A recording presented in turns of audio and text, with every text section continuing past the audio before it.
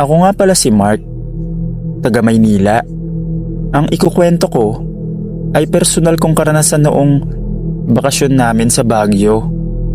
Isang gabing hindi ko na kailanman makakalimutan. Unang beses kong makapunta sa Baguio. Matagal ko na tong pangarap.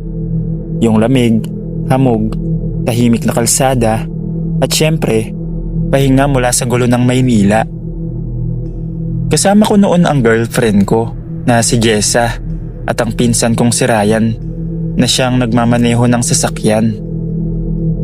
Hapon pa lang nang makarating kami, pero dahil traffic sa Session Road at gusto naming umiwas sa matao, nag-decide si Ryan na dumaan na lang sa Laucan Road, pauwi sa transient house na tutuluyan namin.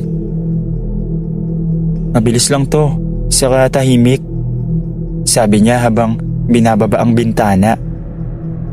Tahimik nga, sobrang tahimik. Habang papasok kami sa Laucan Road, napansin ko agad ang kakaibang pakiramdam. Hindi ko maipaliwanag, parang biglang bumigat ang hangin. Yung lamig, hindi na lang basta lamig ng Baguio. Parang may kasamang kaba. Makipot ang kalsada, puno ng matataas na puno sa magkabilang gilid. May mga street lights, pero iilan lang, at yung iba, patay o mahina ang ilaw. Habang tumatakbo ang sasakyan, napansin kong halos wala kaming kasalubong. Ang dilim naman dito, bulong ni Jessa, hawak ang braso ko. Normal lang yan, sagot ko kahit sa loob-loob ko, hindi ako sigurado. Biglang nagkwento si Ryan. Alam niyo ba, marami raw na aksidente dito dati. May mga nagsasabing may biglang tumatawid o sumasakay kahit walang tao. Napatawa ako ng pilit. Loko, wag ka nga, baka mamaya may lumabas dyan. Pero sa mismong sandaling yun, may nakita ako sa gilid ng kalsada. Isang anino. Huminto ang tingin ko sa salamin ng bintana. Akala ko puno lang o poste. Pero hindi. May hugis tao. Nakatayo lang, hindi gumagalaw. Ryan, may tao ba sa gilid? Tanong ko. Tahimik ang loob ng sasakyan. Binagalan ni Ryan ang takbo. Nang mapalapit kami, mas malinaw ko siyang nakita. Isang babae, nakaputing damit, basa ang laylayan, mahaba ang buhok na nakatakip sa muka. Hindi niya kami pinapara, hindi rin siya kumakaway. Nakatayo lang, nakatitig sa kalsada. Huwag kang hihinto, mabilis na sabi ni Jessa, nanginginig ang boses. Hindi huminto si Ryan, dumaan lang kami. Pero habang nilalagpasan namin siya, ramdam ko na may malamig na hangin na pumasok sa loob ng sasakyan kahit sarado ang bintana. Pagdaan namin, napatingin ako sa side mirror. Wala na siya. Ryan, nakita mo yun? Oo, akala ko nga imagination ko lang. Maikling sagot niya. Wala nagsalita pagkatapos nun. Tahimik ulit, pero mas mabigat na ang pakiramdam. Ilang minuto ang lumipas nang biglang may kumatok. Hindi sa bintana, hindi rin sa pinto. Parang mula sa loob ng sasakyan. Pagkatapos ng pagkawala niya sa side mirror, pilit kong kinakalma ang sarili ko. Pinagbibintangan ko ang isip ko, baka pagod lang, baka guni-guni lang. Pero nang marinig namin ang katok, sabay-sabay kaming napalingon. Kuya, ikaw ba yun? Tanong ni Jessa, nanginginig ang boses, nakatingin kay Ryan. Hindi sumagot si Ryan agad. Nakatutok lang ang mga mata niya sa kalsada. Pawis na pawis siya kahit malamig ang hangin. Hindi ako. Pare, hawak ko manibela. Hindi ako gumagalaw.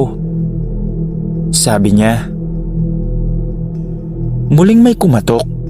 Mas malakas na ngayon. Biglang bumukas ang radyo ng sasakyan kahit hindi namin ginagalaw. Static lang, parang may hinahanap na frequency. Kasabay nun, bumigat ang pakiramdam ng dibdib ko. Parang may nakaupo sa harap, kahit malinaw na walang tao. Mark, bulong ni Jessa. May amoy ka bang naaamoy? Naamoy ko agad. Amoy basa, amoy lupa at lumang tubig, parang galing sa kanal. Doon ko naramdaman ang biglang paglubog ng upuan sa likod. Parang may umupo. Hindi ako lumingon. Ayokong lumingon. Pero sa salamin sa harap, may nakita akong gumagalaw na anino sa likod namin. Mahaba ang buhok. Nakatungo ang ulo. At unti-unting umaangat ang muka. Bilisan mo, sabi ko. Biglang umarangkada si Ryan. Umabot kami sa halos hindi na normal na takbo sa makipot na kalsada. Ramdam ko ang panginginig ng sasakyan. Ramdam ko rin ang biglang paglamig na parang may humihinga sa batok ko. May narinig akong bulong. Hatid niyo lang ako. Napapikit si Jessa at napadasal. Ako naman, nanginginig na. Halos hindi na makagalaw. Gusto ko sumigaw pero parang may pumipigil sa lalamunan ko. Tapos biglang isang malakas na kalabog ang umalingaw-ngaw sa loob ng sasakyan. Hindi ko alam kung saan galing. Pero kasabay nun, biglang gumaan ang pakiramdam. Nawala ang amoy, nawala ang lamig. At nang huminto kami sa may maliwanag na bahagi ng kalsada, malapit na sa highway, wala na ang anino. Parang wala nangyari. Pero kaming tatlo, tulala. Pagdating namin sa tutuluyan namin, wala nang nagsalita. Hindi na kami natulog. Magkatabi lang kaming nakaupo hanggang mag-umaga. Tahimik, pero ramdam ko pa rin ang kaba ng bawat isa. Kinabukasan, nagpasya agad si Ryan. Uuwi na tayo ng Maynila. Ngayon na. Wala nang kumontra. Hindi na rin kami naglibot. Hindi na namin tinuloy ang bakasyon. Habang pababa kami ng Baguio, hindi na kami dumaan sa Laucan Road.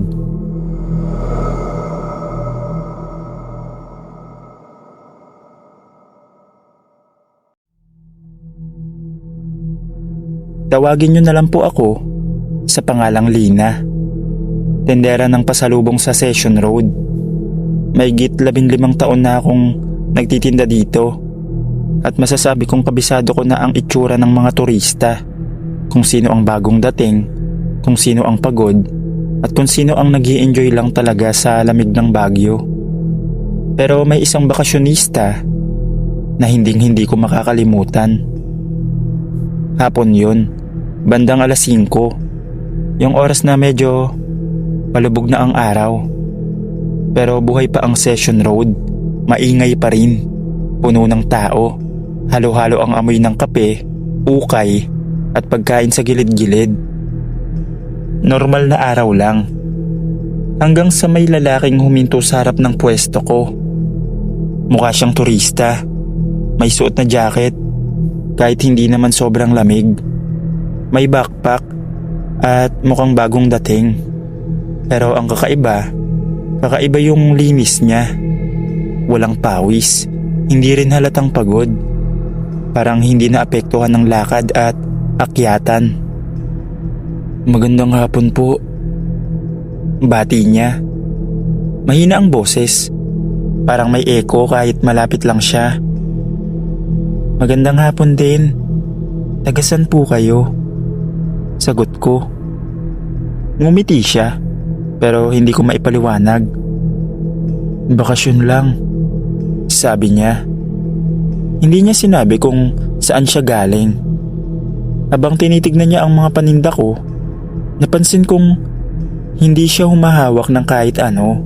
Tinuturo lang niya, parang ayaw niyang dumikit. "Matagal na po ba kayo rito?" "Oo, dito na halos umikot ang buhay ko." Tumango siya, tapos bigla niyang sinabi ang isang bagay na kinilabutan ako. "Marami na po kayong nakitang hindi na bumalik." Napatawa ako ng pilit. "Ganun po talaga. May bumabalik, may hindi." Hindi siya tumawa. Sa halip, tumingin siya sa kalsada, sa direksyon ng pababa kung saan nagmamadali ang mga tao. "Dito po kasi madaling mawala." Bulong niya. "Ha? Anong sabi niyo?" Pero nang lumingon ako, nawala siya. Akala ko pumasok lang siya sa katabing tindahan o baka may nakita siyang kakilala. Normal lang sa Session Road, pero ang hindi normal, walang taong dumaan sa harap ko sa ilang segundong nawala siya. Maya-maya, bumalik ang tinderang katabi ko. "Lina, kanina pa kita tinatawag ah. May kausap ka ba?" "Oo, yung lalaking turista, kakadaan lang." "Anong turista? Kanina ka lang mag-isa dyan." Kinilabutan ako kasi sabi niya wala naman daw akong kausap. Kinagabihan, habang nagsasara ako ng pwesto, napansin ko ang isang bagay. Sa mesa ko, may barya, luma, kupas, at malamig nung hinawakan ko. Hindi ko matanda ang may bumili, at sa ibabaw ng baryang yon, may bahid ng itim na parang abo. Doon nagsimulang pumasok sa isip ko ang tanong na, sigurado ba akong buhay ang nakausap ko kanina? Hindi mawala sa isip ko ang baryang naiwan. Kahit ilang beses kong hugasan, nananatili ang lamig nito. Ibang klase, parang galing sa ilalim ng lupa. Nang ipitin ko yon sa palad ko, bigla akong kinilabutan. Parang may dumaloy na alaala na hindi akin. Pag-uwi ko, hindi ako nakatulog. Sa tuwing ipipikit ko ang mata ko, nakikita ko siya, nakatayo sa gitna ng Session Road, nakatingin sa pababa habang dumadaan ang mga tao na parang hindi siya nakikita. Kinabukasan, maaga akong nagtinda. Hindi pa masyadong matao, may hamog pa sa kalsada. Doon ko napansin ng isang matandang lalaki na nakaupo sa bangketa, kaharap ang pwesto ko. Parang kanina pa siya nandoon. "Tay, kilala niyo po ba yung lalaking turista na nakausap ko kahapon?" Napatingin siya sa akin, saka sa baryang hawak ko. Bigla siyang napabuntong hininga. "Matagal na yan. Hindi na turista ang tawag dyan," sabi niya. Doon niya ikwento sa akin ang lumang trahedya sa Session Road. Maraming taon na ang nakalipas bago pa raw dumami ang mga ilaw at tindahan. May isang binatang galing Maynila na nagbakasyon mag-isa sa Baguio. Palakad-lakad lang siya sa Session Road isang hapon, gaya ng karamihan. Pero nang dapit hapon na, nadulas siya sa gilid ng kalsada, sa may bahaging pababa, at nabagok ang ulo. Matapos yun, natagpuan na lang siyang walang buhay. Simula noon, sabi ng matanda, may mga nagsasabing may lalaking nakikitang naglalakad-lakad dyan. Mukhang turista. Mukhang may hinahanap. Anong hinahanap niya? Tanong ko. Ngumiti ang matanda. Yung barya. Pagkatapos nun, Gabi na nang maisara ko ang pwesto ko. Nag-iisa na lang ako sa bahagi ng Session Road. Tahimik, halos wala ng tao. At doon ko siya muling nakita. Nakatayo siya sa mismong lugar kung saan ko siya unang nakausap. "Salamat po," sabi niya. Mas malinaw na ang mukha niya ngayon. Maputla, parang kupas ang kulay ng balat. "Sa ano?" "Sa pakikinig. Bihira na po kasi ang nakakapansin," sagot niya.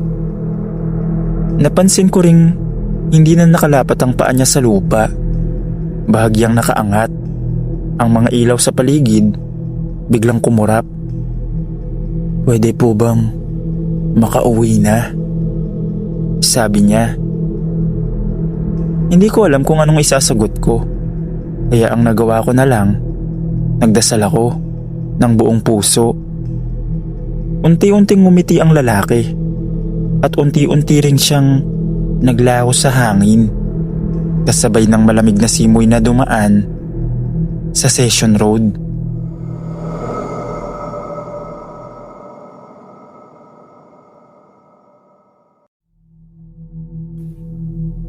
Magandang araw po, Sir Dave.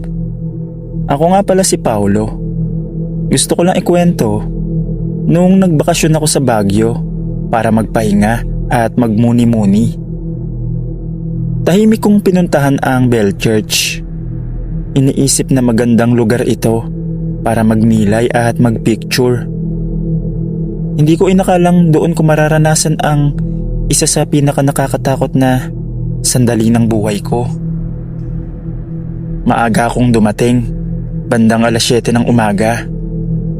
Maliwanag ang araw, kaunti pa lang ang tao. Tahimik ang paligid. Maririnig mo lang ang hangin at ang mahihinang kampana na minsan tumutunog mula sa loob ng templo. Naglakad ako sa mga hagdan, humahanga sa mga ribulto. Malalaki, detalyado, at parang may sariling presensya. May mga dragon, mga Diyos, at mga bantay na nakapwesto sa magkabilang gilid. Alam kong gawa lang sa bato ang mga yun, pero may kakaibang pakiramdam. Parang may mga matang nakatingin. Huminto ako sa harap ng isang ribulto.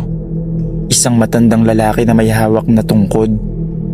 Seryoso ang muka, tila nagbabantay. Napansin kong kakaiba ang anino niya. Parang mas mahaba kesa normal. Nasa isip ko lang to. Bulong ko sa sarili ko. Naglabas ako ng cellphone at kumuha ng litrato. Nang silipin ko ang screen, nakatingin sa akin ang ribulto. Hindi nakapikit ang mga mata niya tulad ng kanina. Bahagyang nakabukas na. Parang sumusunod ang tingin kahit gumalaw ako sa gilid. Napaatras ako. Napatingin ulit sa mismong ribulto. Normal ulit. Nakapikit. Kinabahan na ako, pero pinilit kong manatili. Baka ilaw lang. Baka angle lang ng kamera. Naglakad ako papasok sa mas tahimik na bahagi ng Bell Church. Mas kaunti ang ribulto. Mas makitid ang daan.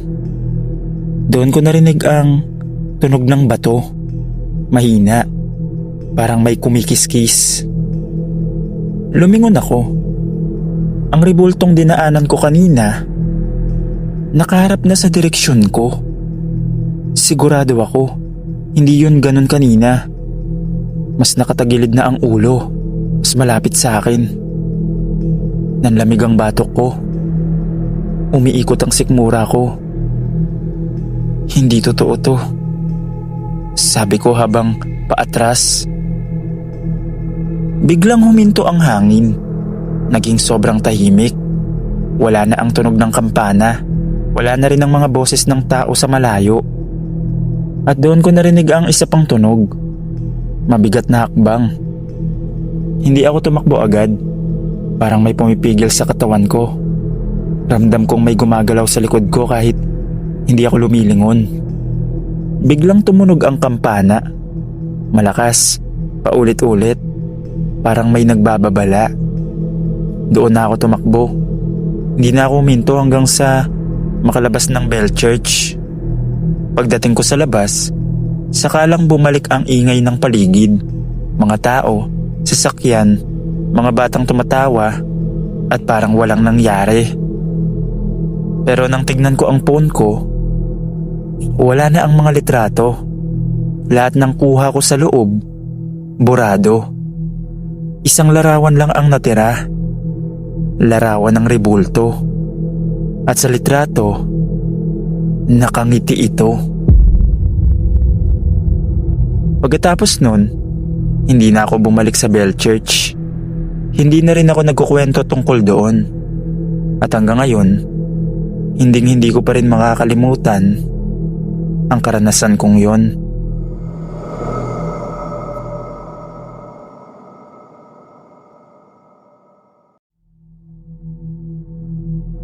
Magandang araw sa lahat. Ako nga pala si Ethan. Gusto ko lang magkwento ng karanasan ko sa Baguio. 17 years old ako noon. Nagbakasyon kami sa Baguio. Simpleng pahinga bago magsimula ulit ang klase. Hindi ko inakala na isang umaga ang magpapabago sa paraan ng paniniwala ko sa mga multo. Sanay akong gumising ng maaga. Kahit bakasyon, alas 5 pa lang gising na ako. Tahimik pa ang buong Baguio sa oras na yon. May hamog, malamig ang hangin, at halos walang tao sa kalsada. Kaya naisipan kong mag-jogging. Suot ko ang earphones ko. Mabagal lang ang takbo. Pinapakinggan ang tunog ng sarili kong paghinga at ang mga yabag ng sapatos ko sa simentadong kalsada. Dumaan ako sa tahimik na bahagi ng doon sa lugar na may mga matatandang puno at lumang bahay. Hanggang sa marating ko ang tapat ng Laperal White House. Alam ko ang lugar na yon. Kahit hindi pa ako nakakapasok, kilala ko na ang mga kwento, mga multo, babaeng nakaitim, iyak sa gabi. Pero sa oras na yon, hindi ko iniisip ang kahit ano. Maliwanag na ang paligid. Umaga. Ano bang mangyayari? Bigla ko napahinto. May nakita ako sa isa sa mga bintana sa ikalawang palapag. Isang babae. Nakaputi. Mahaba ang buhok. Nakatayo lang siya. Nakaharap sa labas. May caretaker ba? Bulong ko sa sarili ko. Hindi siya kumakaway. Hindi rin gumagalaw. Parang nakatitig lang sa akin. Tinanggal ko ang isang earphone. Biglang mas tumahimik ang paligid. Wala akong marinig. Walang ibon. Wala ring sasakyan. Tanging ang naririnig ko lang ay ang mahinang paggalaw ng mga dahon sa hangin.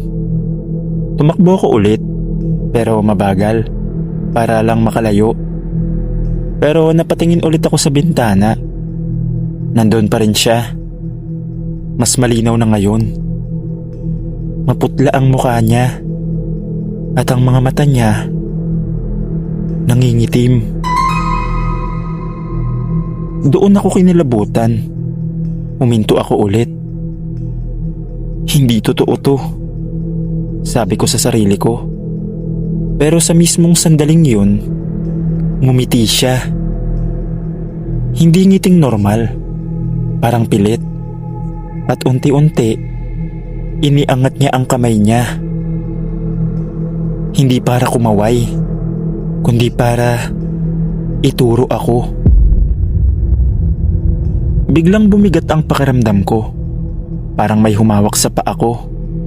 Hindi ako nakagalaw ng ilang segundo. Ramdam ko ang sobrang lamig. Hindi lang sa balat, kundi pati sa loob ng katawan ko. At saka, naglaho siya.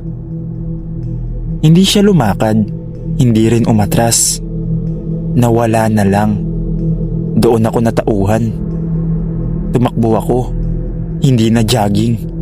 Tumakbo ako ng mabilis. Hindi ako lumingon kahit ramdam kong parang may sumusunod. Parang may humahabol. Parang may humihinga sa likod ko. Hanggang sa marating ko ang mas mataong bahagi ng kalsada. Doon na ako huminto, hingal na hingal at nanginginig. Pag uwi ko sa tinutuluyan namin, maputla raw ang mukha ko, sabi ng nanay ko. Hindi ko nakwento sa kanya ang naranasan ko. Sinabi ko na lang na nahilo ako. Pero simula noon, hindi na ako nagja-jogging nang mag-isa sa Baguio.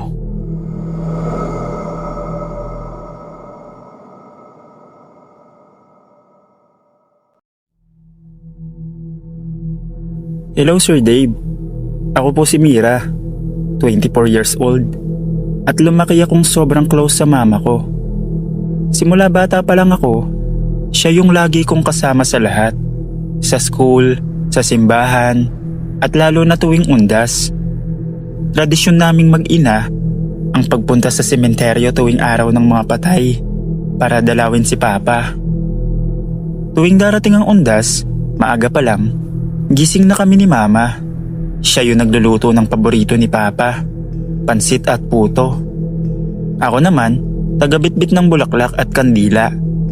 Lagi niyang sinasabing, "Anak, kahit gaano ka kabisi, huwag mong kakalimutang dalawin ang mga patay, lalo na ang mga minahal natin."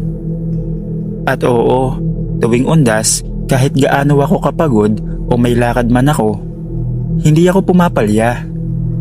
Pero noong isang taon, nagbago ang lahat. Ilang buwan na ring wala si Mama nun. Pumanaw siya dahil sa sakit. Ang bigat tanggapin, pero pinangako ko sa kanya bago siya mamatay. "Ma, tuwing undas, pupunta pa rin ako. Hindi ko yan palalampasin." Dumating ang undas makalipas ang ilang buwan. Pero iba na ang buhay ko noon. Lumipat ako sa Maynila. Nagtrabaho sa call center at madalas kulang sa tulog. Naging abala ako sa bagong trabaho, sa mga kaibigan at sa bagong paligid. Noong araw ng undas mismo, naka-duty ako. Wala akong leave at kahit gusto kong umuwi sa probinsya, wala na akong oras. Sinabi ko sa sarili ko, next week na lang ako babawi. Siguro naman, maiintindihan ni Mama. Pag uwi ko sa kondo kinagabihan, pagod na ako, naligo, kumain ng instant noodles, at nahiga agad. Pero sa kalagitnaan ng tulog ko, nagising ako bigla dahil may amoy ng kandila at bulaklak sa loob ng kwarto ko. Pagmulat ng mata ko, may nakita akong babaeng nakaupo sa gilid ng kama. Nakaputi, may bitbit na bulaklak at nakangiti. "Mira." Boses ni Mama yun. Napaupo ako, pero nang kumurap ako, wala na siya. Inisip ko na baka panaginip lang o dala ng pagod. Pero hindi ko makalimutan yung amoy ng kandila at bulaklak. Parehong amoy na naaamoy ko tuwing undas sa sementeryo. Kinabukasan, binaliwala ko pa rin. Pumasok sa trabaho. Pero habang nasa opisina ako, napansin ng mga kasama ko na parang lutang ako. Bigla ko naamoy ulit yung amoy ng kandila, kahit air condition ang buong opisina. Nang tumingin ako sa salamin ng pantry, may refleksyon ni Mama sa likod ko. Nakatingin lang. Kinilabutan ako, pero pinilit kong pinakalma ang sarili ko. Siguro nananabik lang ako sa kanya, bulong ko sa sarili ko. Pero kinagabihan, pumunta ako sa bar kasama ang mga kaibigan ko para daw makalimot at mag-unwind. Lasing na ang iba, maingay ang tugtog, ilaw ng disco ang nakikita ko. Pero habang nasa dance floor ako, may nakita akong pamilyar na mukha sa sulok. Si Mama, nakasuot pa rin ng puting damit. Nakatingin lang sa akin. Walang emosyon. Napahinto ako sa pagsayaw at nang kumurap ako, nawala siya. Pero yung lamig sa likod ko, hindi na nawala. Pag uwi ko nung gabing yun, alam kong hindi na ako mapapalagay. Kasi sa unang pagkakataon, ramdam kong galit si mama. Hindi dahil sa nakalimutan ko siya, kundi dahil binali ko yung pangako kong tuwing undas, hindi ko siya papabayaan. Pagkatapos ng gabing yun sa bar, hindi na ako mapakali. Paulit-ulit sa isip ko yung itsura ni mama. Nakaputing damit, nakatingin lang, walang ekspresyon. Hindi ako sigurado kung panaginip ba yun, epekto ng alak, o totoo talaga. Pero simula nun, gabi-gabi na akong ginagambala. Pag uwi ko galing trabaho, nakikita ko na nakabukas ang ilaw sa kusina, kahit alam kong pinatay ko yon bago ako umalis. Minsan naman, pagdadaan ako sa sala, may amoy kandila, kahit wala naman akong altar o kahit anong dekorasyon. Isang gabi, habang nakahiga ako at papikit na sana, may kumaluskos. Akala ko pusa lang o hangin. Pero nang lumingon ako sa gilid ng kama, may babaeng nakaupo, nakaputi, basa ang buhok at pamilyar ang muka. Si Mama. Mira. Ma, bakit mo ako nakalimutan? Hindi ako makagalaw. Nakatingin lang ako habang dahan-dahan siyang lumalapit sa akin. Yung mata niya, puno ng lungkot. Pero habang papalapit siya, nagbabago yung mukha niya. Nagiging maputla. At yung ngiti niya, unti-unting nagiging parang galit. Ma, hindi ko po sinasadya. May trabaho po ako noon. Pero, pangako mo sa akin, anak. Habang sinasabi niya yun, biglang bumukas lahat ng ilaw sa kwarto, kahit patay ang switch. Naramdaman kong bumigat ang paligid. Yung hangin parang may halong lungkot at galit. Umiyak na lang ako. Ma, babawi ako. Pupunta ako sa'yo, pangako. Pagkasabi ko nun, bigla siyang nawala. Parang usok na tinangay ng hangin. Pero bago siya tuluyang naglaho, may iniwan na boses na dumaan sa tenga ko. Miss na kita. Kinabukasan, hindi ako pumasok sa trabaho. Umuwi ako agad sa probinsya. Sa biyahe pa lang, ramdam ko na parang may malamig na hangin sa tabi ko. Parang may kasabay ako sa bus. Pagdating ko sa sementeryo, diretso agad ako sa puntod ni Mama. Dala ko yung mga bulaklak na paborito niya at yung niluluto naming pansit. Paglapit ko sa puntod, napansin kong may nakatirik na kandila kahit wala naman dapat pupunta roon bago ako. Parang may naunang nagpunta. Lumuhod ako at nagsindi ng kandila. Nanginginig pa rin yung kamay ko. Ma, sorry po. Hindi ko kayo sinasadyang kalimutan. Nandito na po ako ngayon. Tahimik lang sa paligid. Pero habang nagsasalita ako, biglang umihip ang hangin at napansin kong gumalaw yung bulaklak sa ibabaw ng puntod. Parang may humawak. At sa mismong sandaling yun, may mahina akong narinig na boses. Salamat, anak. Pagkatapos nun, unti-unting bumalik yung katahimikan. Parang gumaan ang pakiramdam ko. At yung amoy ng kandila at bulaklak na ilang araw ko nang naaamoy sa bahay, nawala na rin. Pagkatapos nun, Sir Dave, hindi ko na pinalampas ang undas. Lagi akong bumibisita kay Mama. Dala yung mga paborito niyang bulaklak at pagkain. Kasi natutunan ko, minsan sa kabilang buhay, ginagawa ng mga magulang ang lahat para ipaalala sa atin ang mga pangako nating binitawan. Hanggang dito na lang po. Maraming salamat.